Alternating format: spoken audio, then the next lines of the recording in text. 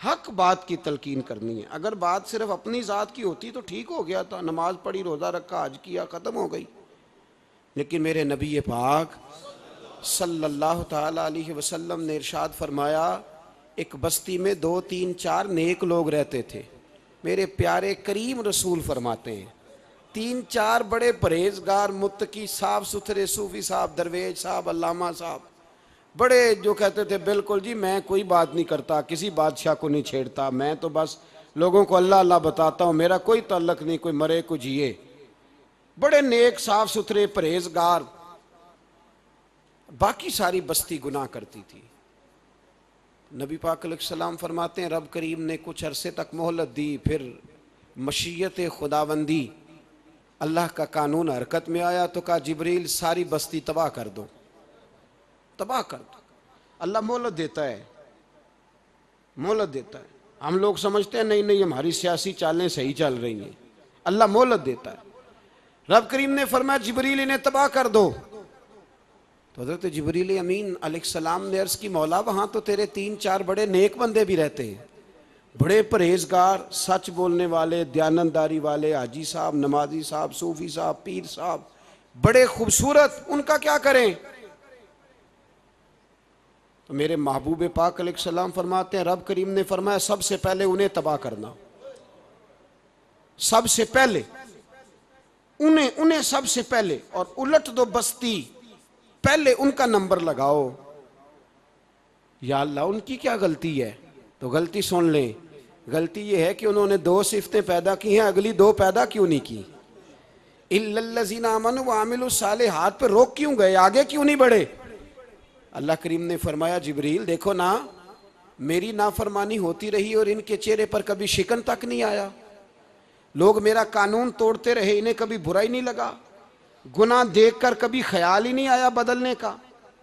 मेरे भाई उम्मत मुस्लिमा अपने लिए तो आई नहीं दुनिया में, नबी पाक की इसलिए थोड़े आए थे कि पैसे कमाएं, दुनियादारी करें, झूठ सच मारें और रुखसत हो जाएं, बच्चे पैदा करें। ये काम तो हिंदू, सिख, बुद्ध मत सारे कर रहे हैं, तू फकत इस काम के लिए थोड़ी आया है। कुंतुम खैरा उम्मतिन उखरिजत लिन्नास, अल्लाह फरमाते हैं मेरे महबूब के गुलामों तुम बेहतरीन उम्मत हो, मैंने तुम्हें उम्मतों के भले के लिए पैदा फरमाया है, तुम्हें लोगों की इमामत के लिए दुनिया में भेजा है। ए नौजवान मुस्लिम, कभी ये तदब्बुर भी किया तूने? वो कौन सा गर्दू है जिसका है तू एक टूटा हुआ तारा? तूने कभी सोचा है तू क्या है? पता है तुझे? रोजी कमाओ, रोटी कमाओ, और अब तो बहुत सारे लोग झूठ की दुनिया में जिंदा हैं, झूठ बोलते हैं अपने आप के साथ भी, दाएं बाएं फ्रॉड कर रहे हैं अपनी ज़ात के साथ, खौल बना लिया उसमें बंद हो गए, बाहर ही नहीं निकल। अपने मुल्क की सोचो, अपनी बात करो। अल्लामा इकबाल ने पता क्या कहा था? इकबाल ने, ये सुनो, जो लोग कहते हैं पहले पाकिस्तान, बर्मा के मुसलमान, बाद में कश्मीर के मुसलमान, पहले सुनो इकबाल क्या कहते हैं। इकबाल कहने लगे इन ताज़ा खुदाओं में बड़ा सबसे वतन है, इन ताज़ा खुदाओं में बड़ा कौन है? वतन की मोहब्बत ईमान का हिस्सा, इसमें शक नहीं, लेकिन अगर इस्लाम से पहले वतन आ गया तो इकबाल कहते हैं इन ताज़ा खुदाओं में बड़ा सबसे वतन है, और जो पैरहन इसका है वो मजहब का कफन है। फरमाते हैं जो वतन ओढ़ लेता है उसने अपने मजहब को दफन कर दिया। सबसे पहले पाकिस्तान नहीं, सबसे पहले रसूलुल्लाह का दीन है, सबसे पहले कुरान है, सबसे पहले नबी पाक का फरमान है, सबसे पहले उम्मत मुस्लिमा है। इन ताज़ा खुदाओं में बड़ा सबसे वतन है, जो पैरहन इसका है वो मजहब का कफन है। और इकबाल कहने लगे कौम मजहब से है, मजहब जो नहीं तुम भी नहीं। कौम मजहब से है, मजहब जो नहीं, कोई नहीं समझ आ रही है आपको मेरी बात? कौम किससे है? पाकिस्तानी होने से, पंजाबी होने से, सिंधी बलोची पठान होने से ना, कौम मजहब से है, और मजहब जो नहीं तुम भी नहीं। ये कैसे हो सकता है कि मजहब ना हो और बंदा जिंदा रहे? ये कैसे हो सकता है भाई? काफिर ने, असल में मैं जाग ही नहीं रहा, मैं जागता ही नहीं, मैं जेब की सोचता हूँ, मस्जिद की सोचता हूँ, खानका की सोचता हूँ, मदरसे की सोचता हूँ, दुकान की। सारा दिन तो इस चक्कर में लगा रहता हूँ लोगों को साबित करने में कि मैं सही हूँ बाकी गलत हैं। मैं तो अपनी जात के खौल से उठ ही नहीं रहा। और मुझे ये अंदाजा ही नहीं कि लीबिया सारा कट गया, मिस्र के टुकड़े टुकड़े हो गए। मुझे पता ही नहीं कि शाम, जिसके बारे में मेरे नबी पाक अलैहिस्सलाम ने फरमाया मक्के और मदीने के बाद अल्लाह ने सबसे ज्यादा बरकतें मुल्क के शाम में रखी है। और हुजूर ने फरमाया जिसने हिजरत करनी हो वो शाम जाए। इतना आला मुल्क सारा कट गया, 4-4 हजार लोग एक एक दिन में कत्ल हो गए। पर मेरा घर अब आबाद है ना, कोई अर्ज नहीं। वो कटते हैं तो वो दूर हैं, कटते रहे। फलस्तीन में हमारे यहाँ मेराज की महफिलें बड़ी जम के होती हैं, सारे लोग पढ़ते हैं सुभान अल्लाज़ी असरा बिअब्दिही लैलन मिनल मस्जिदिल हराम इलल मस्जिदिल अक्सा। इन्हें पूछो रोज कुरान मजीद में मस्जिद अक्सा का नाम लेने वालों, तो मस्जिद अक्सा कहते हो तो तुम्हें अल्लाह कितनी नेकियां अता करता है, बताओ तो सही मस्जिद अक्सा किधर है। और अब तो मेरी तरह के मौलवी आधी हदीस सुनाते हैं, कहते हैं मस्जिद नबी में एक नमाज पढ़ो तो 50,000 का सवाब, हरम शरीफ में पढ़ो तो 1 लाख का सवाब। मौलाना हदीस यहां से शुरू नहीं होती, खोलो तो सही कंजुल माल, पढ़ो मुस्नद इमाम मोहम्मद बिन हंबल, हदीस तो यहां से शुरू होती है। मेरे नबी पाक ने फरमाया मस्जिद अक्सा में जिसने एक नमाज पढ़ी 25,000 का सवाब, और मेरी मस्जिद में जिसने एक नमाज पढ़ी 50,000 का सवाब, और अल्लाह के घर बैतुल्लाह जिसने पढ़ी 1 लाख का सवाब। मस्जिद अक्सा का तो जिक्र ही छोड़ गया है। क्यों? वो मस्जिद जिसकी तरफ मुंह करके 15 साल मेरे नबी पाक ने नमाज अदा की। किसने? बोलिएगा।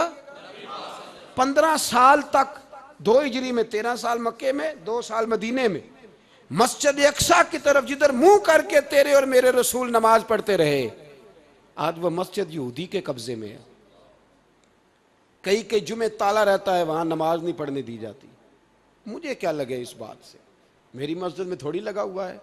ऐसी हवा चली है कि हर शख्स सोचता है तमाम शहर जले बस एक मेरा घर न जले। भाई ये वो दौर है जिस दौर में जरा सी भी किसी शख्स को तकलीफ होती है तो आलमी मीडिया पे बात जाती है, मोबाइल जेबों में फौरन तस्वीरें कैश होती हैं। मैं और आप, हमारा उस कौम से ताल्लुक है जिस कौम के बच्चे कट गए, जिबा हो गए, औरतों के पिस्तान काट के बर्मा के बुद्धों ने उनके कबाब बना के खा लिए, छोटे छोटे बच्चों की लाशें उन्होंने लटका डाली।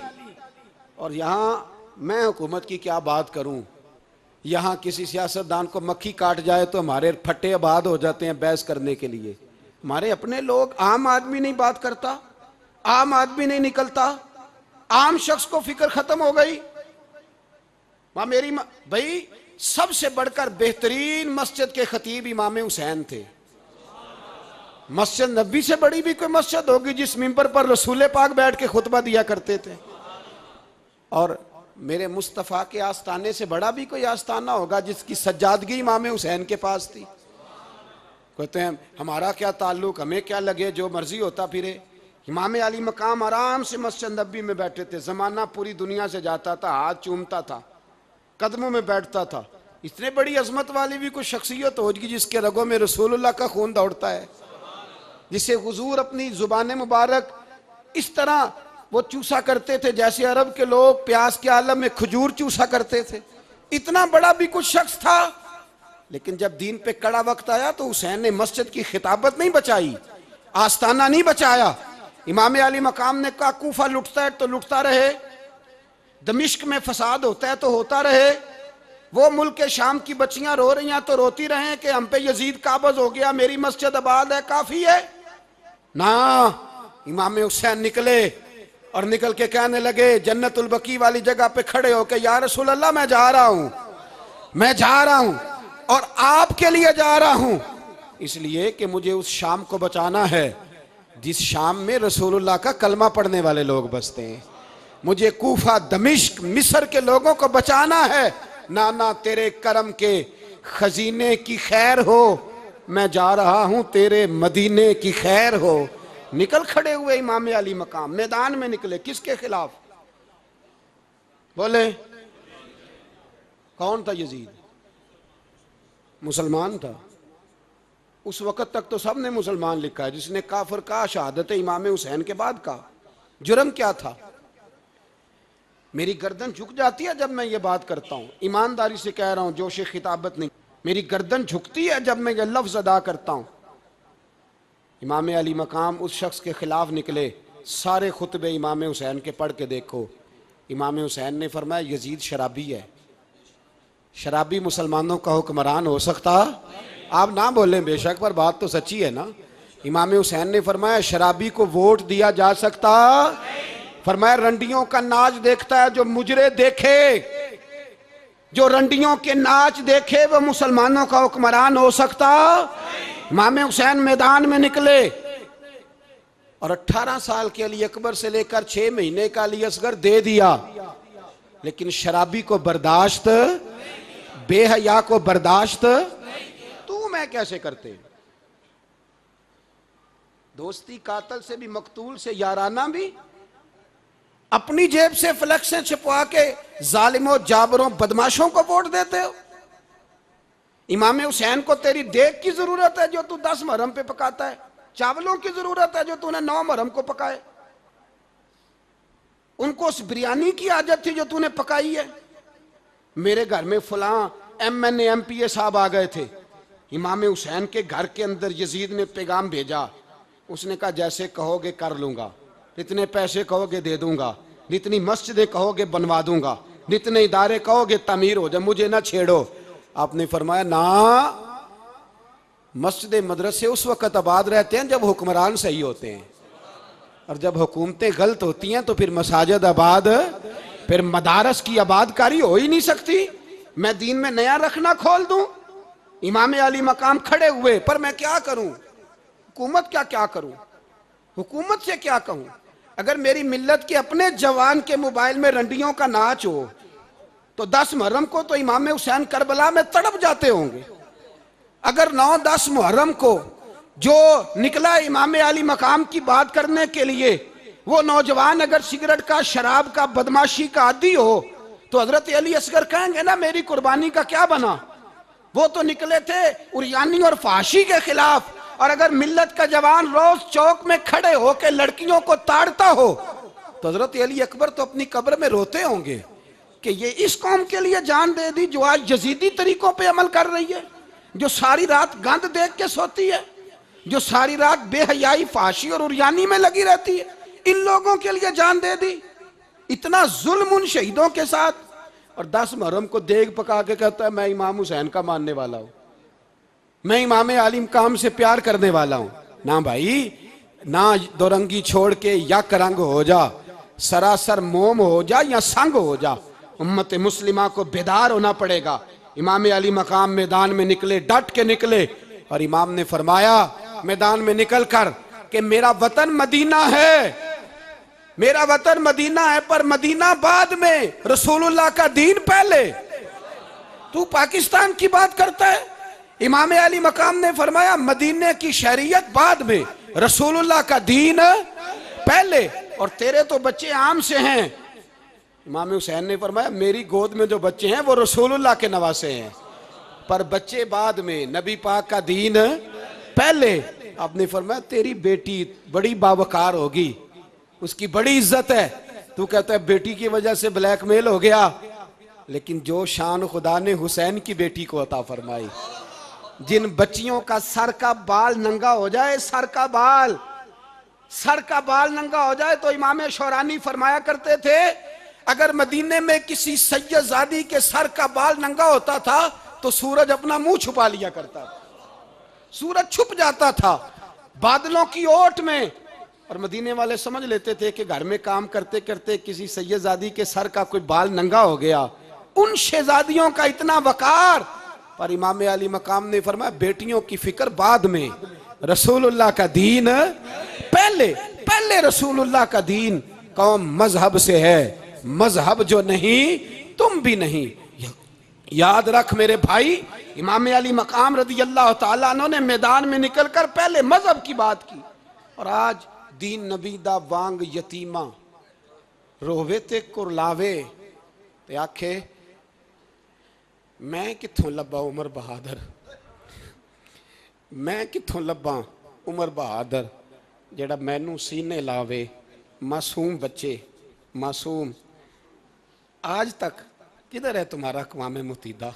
बुलाओ ना इसे। भीख मांगते फिरते हो, काफिरों से भीख मांगते हो। बच्चा शाम को घर ना आए तो माँ दरवाजे पे नज़र लगा कहती बेटे टाइम पे आ जाया कर, मुझे नींद नहीं आती। वक्त पे। बर्मा की उस माँ से भी जाके पूछो जिसका बच्चा पलट के आए कोई नहीं, आया ही नहीं, उससे भी पूछो।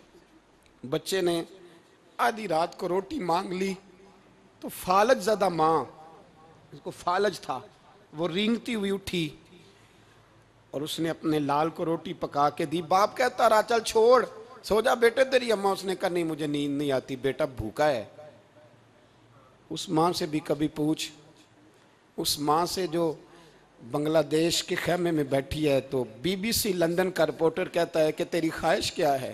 कहती कोई भी नहीं, चलो 2 दिन के बाद ही सही मेरे बेटे को एक रोटी दे जाया करो।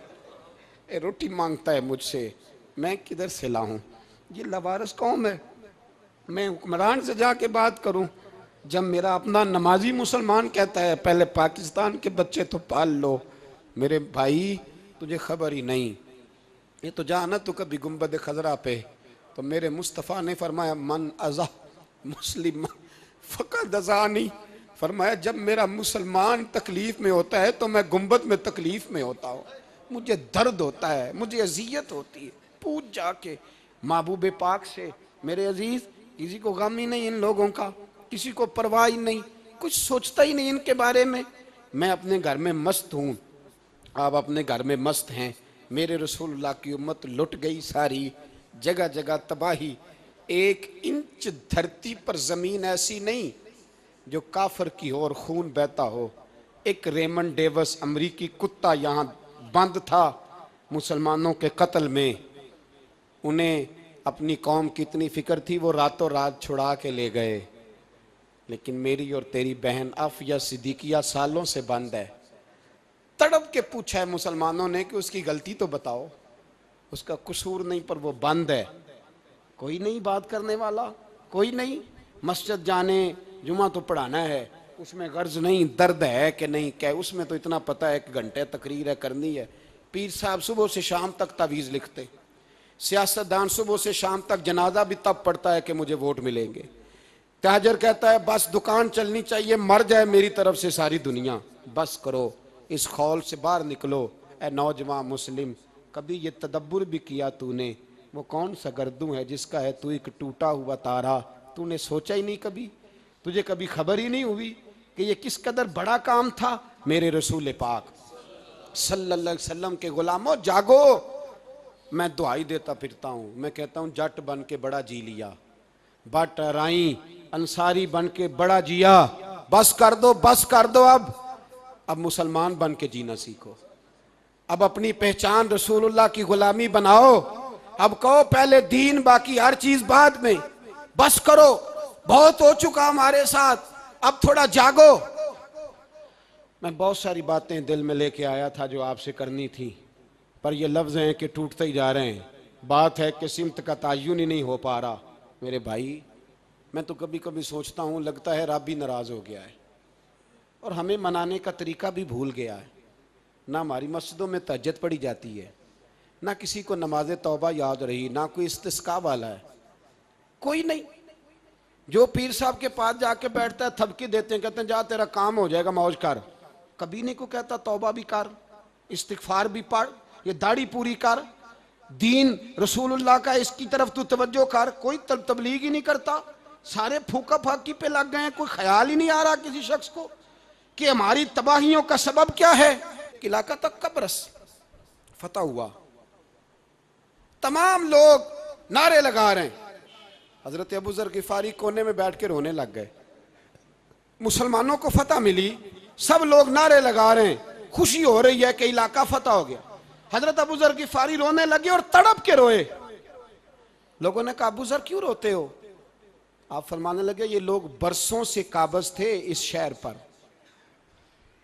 ये जिन लोगों से आज हमने लिया है, ये बरसों से दिल के कानों से खुल सुनने वाली बात है। फरमाने लगे ये बरसों से काबज थे, इन्होंने अल्लाह की नाफरमानी की है तो आज इलाका इनके हाथों से निकल गया है।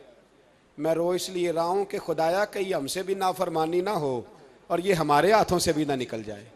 शाम निकल नहीं गया हमारे हाथों से, लीबिया निकल गया, मिस्र निकल गया, इराक निकल गया, अफगानिस्तान निकल गया। और अगर देखो तो बिला वास्ता हर जगह काफर का डेरा। वो रो रहे हैं, कहते हैं जब कौम अल्लाह की नाफरमानी करती है तो इलाके निकल जाते, तड़प रहे हैं।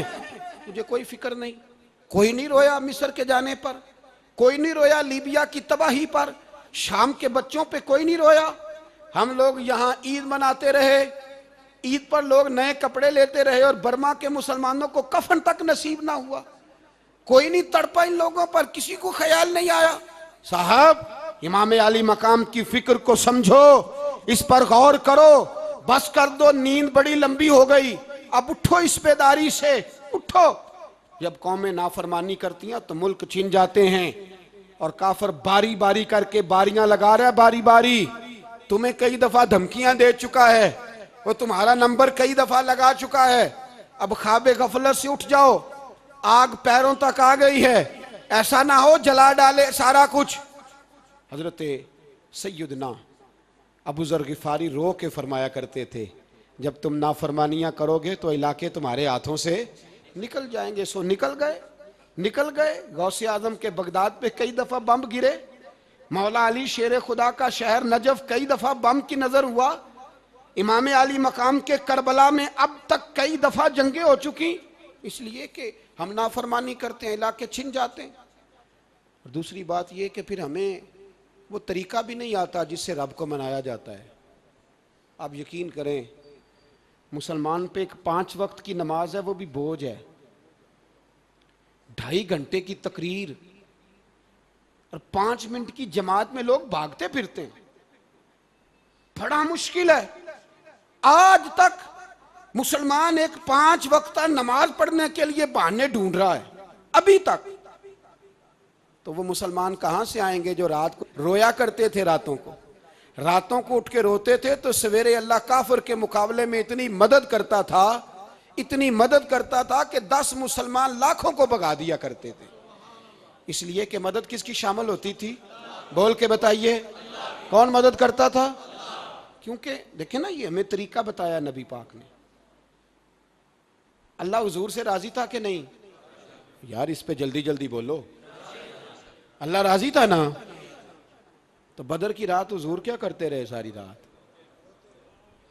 ही साथ नहीं था अल्लाह? वो तो वहां से फरमा रहा है गारे सौर से, इन अल्लाह माना, महबूब कह दे कि अल्लाह तेरे साथ है। वहां थे महबूब कह रहे हैं अल्लाह हमारे साथ है, वहां से अल्लाह साथ था। पर सारी रात, बदर की सारी रात, और दुआ का रंग क्या था? हज़रत अबू बकर सिद्दीक फरमाते हैं हुजूर ने हाथ उठाए, अल्लाह ये मेरे 313 है, मैं कुल कमाई लेके आ गया, अल्लाह मेरी कुल कमाई है, अगर ये हलाक हो गए तो कयामत तक कौन तेरी इबादत करेगा, ऐ अल्लाह मदद फरमा। और हुजूर मनाते हैं रब को, कहते हैं या अल्लाह तूने वादा नहीं किया था तू मदद करेगा, या अल्लाह तेरा वादा नहीं था तू कामयाबी देगा, या अल्लाह तूने सारी रात मनाते गुजर गई, सारी रात। सुबह का उजाला चमका तो हज़रत अबू बकर फरमाते इतना लंबा सजदा किया, हुजूर सजदे में थे, मैं देखते देखते थक गया, मैं सजदे की हालत में ही हुजूर पर लेट गया, लिपट गया।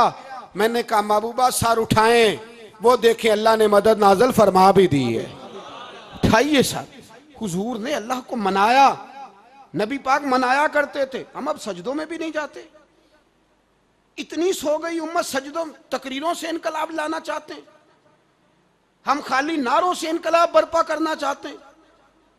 लोग जब रोते थे, बूढ़े लोग सजदों में, और आलिम फाजल सूफी की तो क्या बात है ना, वो तो अल्लाह के नुमाइंदे हैं, जिसके सिर्फ सफेद बाल हो जाएं। मेरे नबी पाक अलैहिस्सलाम ने फरमाया रब तो इनकी बड़ी इज्जत करता है, इनकी बड़ी। और मेरे नबी पाक ने फरमाया गुनाहगार मोमिन भी जब दुआ के लिए हाथ उठाता है तो अल्लाह फरमाता है फरिश्तों इसे खाली ना लौटाना, मुझे शर्म आती है से खाली। पर तू उठाता ही नहीं, तू उसे मनाता ही नहीं, तू कभी लिपटा ही नहीं, तूने कभी कहा ही नहीं कि या अल्लाह आ मैं तुझे ले जाऊं हजरत साद बिन नबी वकास के पास। कादसिया की जंग हो रही थी, काफर बुला रहा था, आओ अगर कोई है तो आओ, आओ मुकाबले में। हजरत साद बिन नबी वकास ने घोड़े दौड़ा दिए। दश्त तो दश्त हैं, सहरा भी न छोड़े हमने, बहरे जुल्मात में दौड़ा दिए घोड़े हमने। हजरत साद बिन नबी वकास ने घोड़े दौड़ाए, आगे दरिया आ गया, कोई पुल नहीं, कोई शय नहीं। इस्लाम की इज्जत का सवाल है। हजरत साद बिन नबी वकास ने हाथ उठाए और कहा, अल्लाह अगर तू मूसा की नाफरमान कौम को रास्ता दे सकता है तो तू हमारे दिलों को जानता है, हम तो अपने रसूल के फरमाबरदार गुलाम है। आना मेहरबानी कर कि अगर तूने दिले मुस्लिम की दिल जोई नहीं तो हमें ताना देंगे बुत के मुस्लिम का खुदा कोई नहीं। कहा, अल्लाह मेहरबानी फरमा, अगर तू हजरत वैज फरकना बिकुमुल बहरा फन जईनाकुम व अगरकना अला फिरौन, अगर तू हजरत मूसा की कौम के लिए दरिया फाड़ सकता है तो हम तो नबी पाक के गुलाम है। सहाबा कहते हैं जनाब साद ने दुआ मांगी तो दरिया ने रास्ता अता फरमा दिया। यार तू दुआ भी नहीं मांगता। हुजूर ने फरमाया दुआ सलाहुल मोमिन, दुआ मोमिन का हथियार है, तूने ये भी छोड़ दिया है। अब तू बातें करके, तबसरे करके, टीवी देख के, अपनी राय कायम करके, कमेंट्स करके सो जाता है, ये भी सोता खुश्क हो गया। तू दुआ तक नहीं मांगता। फरमाते हैं दुआ मांगी तो दरिया ने रास्ता दिया, और जब उस किनारे निकले तो हजरत साद कहने लगे किसी की कोई शय तो नहीं रह गई दरिया में, कोई चीज तो नहीं रह गई। एक सहाबी कहने लगे प्याला रह गया है। तो हजरत साद फरमाने लगे, ओ दरिया हमारा प्याला वापस नहीं कर देता। तो कहते एक लहर आई तो प्याला भी बाहर फेंक गई। ओ भाई, हम उसी रसूल का कलमा पढ़ते हैं जिनका हजरत साद बिन नबी वकास ने कलमा पढ़ा था। और किसी जगह मेरे नबी पाक ने नहीं फरमाया अल्लाह से सहाबी की सुनेगा, बाद में आने वालों की नहीं सुनेगा, किसी जगह नहीं कहा। पर तू कशकोले दुआ भी नहीं उठाता। मुसीबत में भी अब याद खुदा हमको नहीं आती, दुआ मुंह से ना निकली, जेबों से अर्जियां निकली, तू ये काम भी नहीं करता। मेरा दिल करता था चलो और कुछ ना हो, मस्जिदों में इज्तिमाई दुआ ही हो जाए, पर उस तरफ भी तवज्जो नहीं। वहां भी कहते हैं मौलवी साहब जल्दी करो, घर जाना है, इतनी लंबी दुआ। और कमेंट्स कर रहे हैं लोग, कहते हैं आप अपने घर की सोचें।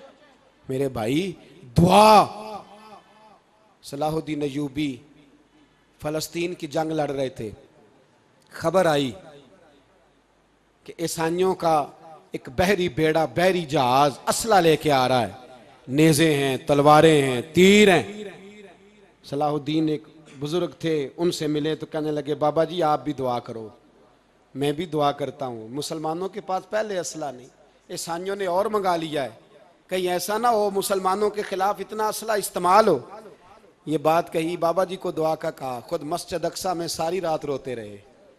सलाहुद्दीन सारी रात, हमारा हुक्मरान जिसे रब्बाना आतिना फिद दुनिया पूरी नहीं पढ़नी आती, और अब तो ऐसे पीर आ गए मैदान में जो सूरह फातिहा सीधी नहीं सुना सकते, इल्ला माशाअल्लाह।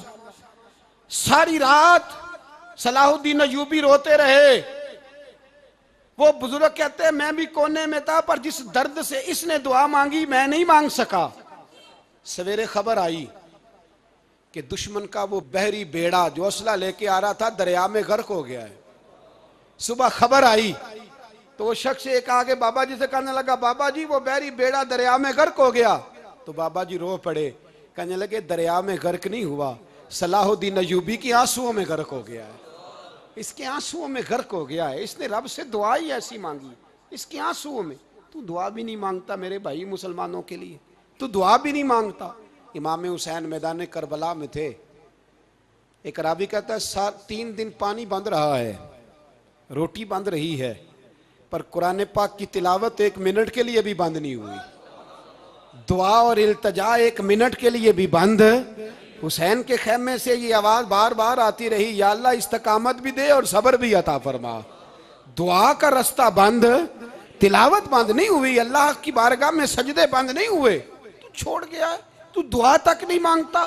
दुआ तो इनकलाब बर्पा कर देती है, दुआ तो हालात बदल देती है, दुआ तो तब्दीली ले आती है। कोई बैठा हुआ मुझे दूर दुआ देता है, बस दुआ देता, फकत दुआ देता है।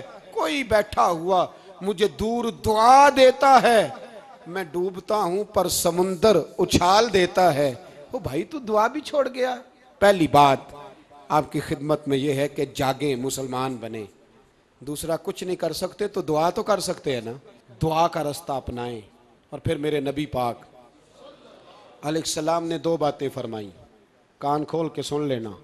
दो बातें हुजूर ने फरमाया, एक वक्त आएगा कि मेरी उम्मत के खिलाफ काफिर एक दूसरे को आवाज़ें देंगे, आओ मुसलमानों को मारें, आओ मुसलमानों।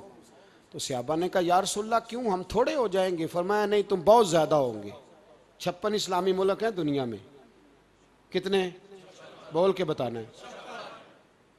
इतना सा बर्मा है, किसी गैर मुस्लिम का कुत्ता मर जाए तो ये चीख पड़ते हैं। और यहाँ कहती है अक़वाम मुत्तहिदा कि जी वो हमें दाखिल नहीं होने दे रहे। तो बंद करो फिर सलामती कौंसल, तहलील कर दो, अक़वाम मुत्तहिदा ख़त्म करो। अगर तुम्हारी को सुनता नहीं तो बनाई क्या है? सिर्फ मुसलमानों को प्रेशराइज करने के लिए। और हमारे मुसलमान भीख मांगते फिरते हैं, कहते हैं कहा है हमने अक़वाम मुत्तहिदा से। अब तुम अपने लिए काफिर से भीख मांगोगे, काफिर से भीख मांगोगे? मेरे अजीज नबी पाक अलैहिस्सलाम ने फरमाया, काफिर एक दूसरे को बुलाएंगे, मुसलमानों को मारे। या रसूलल्लाह हम थोड़े होंगे? फरमाया, बहुत ज्यादा होंगे। तो हुजूर क्या होगा? फरमाया, तुम्हें वाहन हो जाएगा। या रसूलल्लाह वो क्या है? फरमाया, दुनिया से प्यार हो जाएगा, मरने को दिल नहीं करेगा।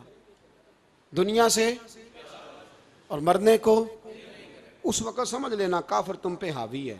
मैं अपना अंदाजा करूं, आप अपना करें। मुझे दौलत से कितना प्यार है और आपको कितना प्यार है।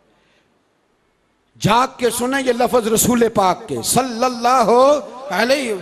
हुजूर ने फरमाया, जब तुझे दुनिया से प्यार हो जाए, दौलत से प्यार हो जाए, इक़्तिदार से प्यार हो जाए, और जब तुझे मौत बुरी लगने लगे, तेरा मरने को दिल ना करे, फिर काफिर तेरे ऊपर चढ़ आएगा। आज दौलत ही तो रह गई है, बाकी बचा क्या है? मैं अक्सर कहता हूं, शादियां नहीं होती, तिजारतें होती हैं। लड़की वाले कहते हैं कि लड़का जेवर कितना डालेगा, लड़के वाले कहते हैं लड़की जहेज कितना लाएगी। तिजारत, हर जगह दौलत, हर जगह पैसा, हर जगह सरमाया। जहां जिस मुआशरे में तिलावत बिके, नात बिके, तकरीर बिके, उससे ज्यादा और तबाही का मामला क्या होगा? मेरे अजीज, मेरे रसूल पाक अलैहिस्सलाम के सहाबा के करीब दुनियादारी आ सकी? नहीं आई। हज़रत अबू बकर सिद्दीक ने पानी मांगा तो लोगों ने दूध दिया, फरमाया पीछे करो। अबू बकर ने नेमतें छोड़ दिए। अब अबू बकर वो वाला काम करता है जो रसूल पाक ने किया है। फरमाया ना, दूध शायद पेश ना करो, जो मांगता हूं बस वो दो। हजरत अबू बकर सिद्दीक ने बड़े मालदार थे। हजरत उमर फारूक रदी अल्लाह तआला अन्हु के पास सहाबाए कराम जमा होके आए। कौन सा ऐसा शख्स है जिसकी तनख्वाह में इजाफा हो जाए? तो लोग कहते हैं नहीं नहीं मुझे नहीं चाहिए। पर हमने वो लोग देखे, हाजी सादक साहब को मस्जिद वालों ने कहा 1000 रुपया तनख्वाह बढ़ानी है, तो हाजी साहब कहने लगे मेरा बड़ा सोहना गुजारा होंदा है, मैनू इन्ने ही बड़े ने। हजरत सैयदना उमर फारूक रदी अल्लाह तो सहाबा इकट्ठे होके गए, कहने लगे उमर, हुजूर के ज़माने में बज़ाहिर गुर्बत रही, जनाब सिद्दीक अकबर के ज़माने में गुर्बत, अब तो बड़ी रेल पेल है, बहरीन से लाखों का माल आता है, आपको बड़े बड़े सफ़ीर मिलने आते हैं, पर आप वही पुराना कुर्ता और वही तामत जो कई जगह से सी आपने, कई जगह से फटी। और हजरत उमर एक दिन ईद की नमाज पढ़ाने गए थे तो नंगे पैर ही चले गए। लोगों ने कहा जूता, फरमाया टूट गया था यार, पहनने के काबिल नहीं था। फरमाया नंगे पैर आ गए हो, लोग क्या कहेंगे? फरमाया छोड़ो, उमर के पांव नंगे हैं लेकिन उमर के किरदार में तो कोई शक नहीं ना, पैर ही नंगे है ना, क्या हुआ? छोड़ो इस बात को, कोई प्यार नहीं दुनियादारी से, दौलत से, कोई चक्कर ही नहीं। हजरत सैयदना उमर फारूक रदी अल्लाह तआला अन्हु को सहाबा ने इकट्ठे होके कहा, यह है उम्मत के बेदार होने के तरीके जो अर्ज कर रहा हूं। कहा जनाब आप अब बड़ा माले गनीमत है और जिस तरह हर सहाबी का हिस्सा है आपका भी हिस्सा है, तो एक नया कुर्ता ही डाल लें आप खरीद के। अब जब मशवरा हो गया सहाबा में तो कहने लगे उमर से बात कौन करेगा? नया कुर्ता पहनने की उम्र से बात किसको बुरा लगता है जी? नया कुर्ता कौन बात करेगा? तो हजरत सैयदना अली अल मुर्तज़ा का इंतखाब हुआ। कहने लगे मौला अली की बड़ी इज्जत करते हैं, उनसे बड़ा प्यार करते हैं, उनसे बात करते हैं। तो हजरत अली को बुलाया गया, अर्ज की हुजूर मेहरबानी फरमाएं। हजरत उमर से कहे नए कुर्ते के लिए, आप फरमाने लगे उमर मेरी बड़ी कदर करता है, बड़ी बात सुनता है, पर ये वाला काम नहीं मैं उमर से कह सकता, ये किसी और से कहो।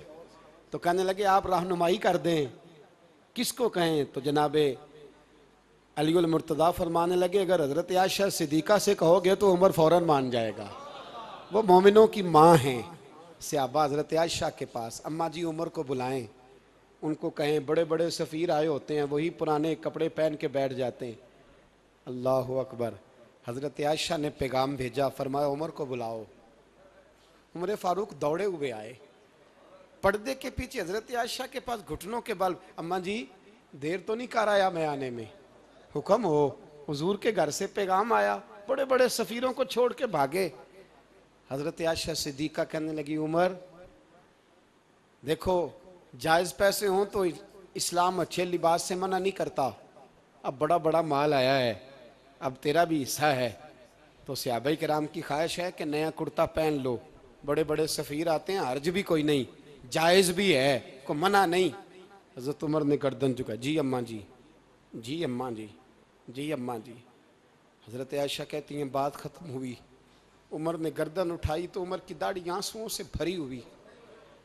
कहती है मुझे कहने लगे अम्मा जी मैं तो सिर्फ मस्जिद में देखा करता था, आप तो मुस्तफ़ा को दिन रात देखती थी, जिस तरह के कुर्ते आमना के लाल ने पहने हैं मुझे भी पहना दो, मैं तैयार हूँ, मैं पहन लूँगा, मैं तैयार हूँ, पर जिस तरह के मेरे नबी ने पहने।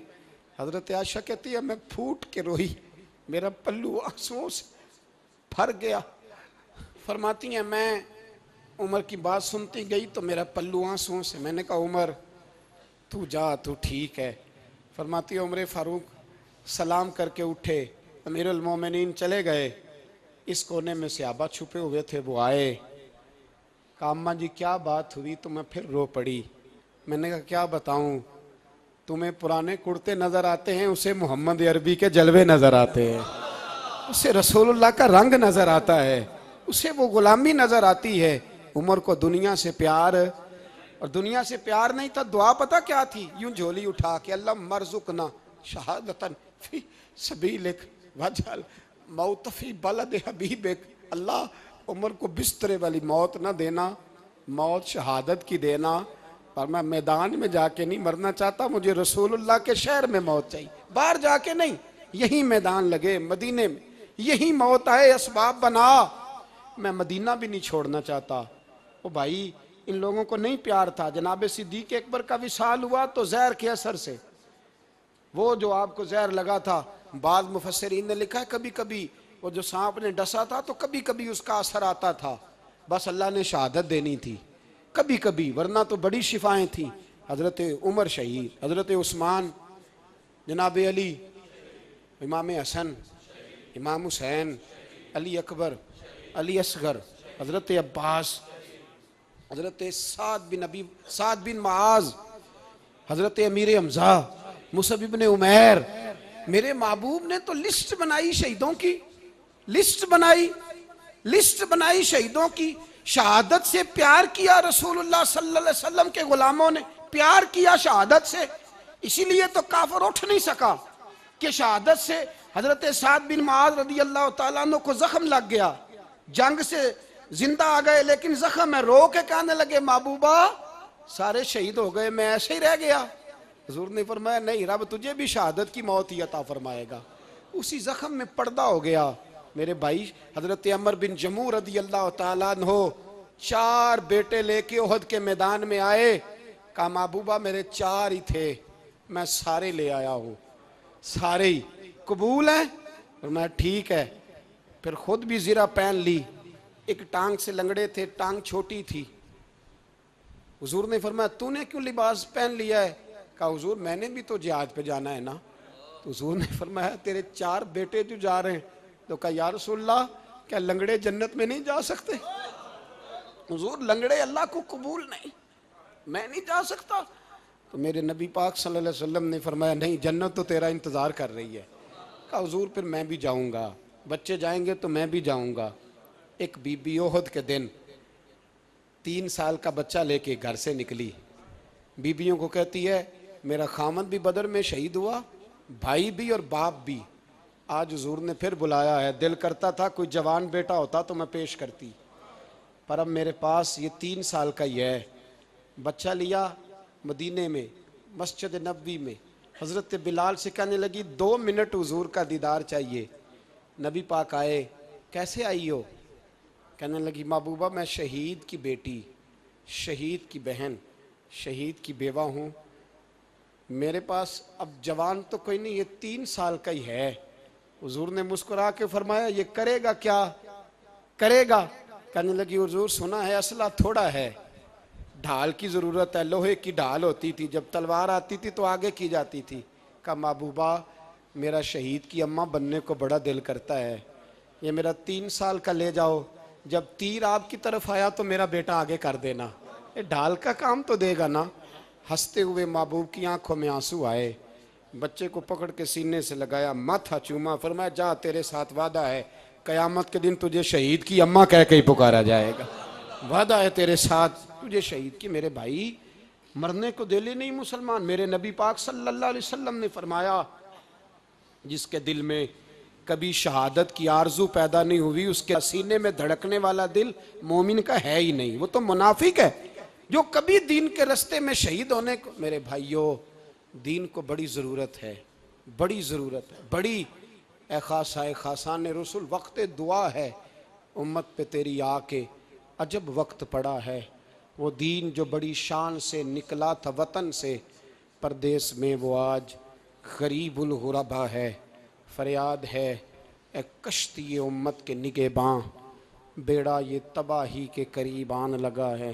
और एक शायर कलम तोड़ गया, कहने लगा तुझसे फरियाद है ए गुंबद खजरा वाले, तुझसे फरियाद है ए गुंबद खजरा वाले, काबे वालों को सताते हैं कलीसा वाले। तुझसे फरियाद ए गुंबद खजरा। अपने अंदर दीन का दर्द पैदा करो, ज़ौक़ पैदा करो, मुसलमान बन के जीना सीखो। जब कोई बरादरी पूछे तो कहो मैं मुहम्मदी होता हूँ, मैं मुस्तफ़वी होता हूँ, मैं रसूलुल्लाह का ग़ुलाम होता हूँ, मैं पहले मुसलमान हूँ, बाकी कुछ बाद में हूँ। खुदारा अपने घर में पर्दा कराओ, खुदारा रिज़्क़ हलाल खाओ। अगर पर्दे ना हो, रिज़्क़ हलाल ना हो तो जज्बा जिहाद पैदा नहीं होता।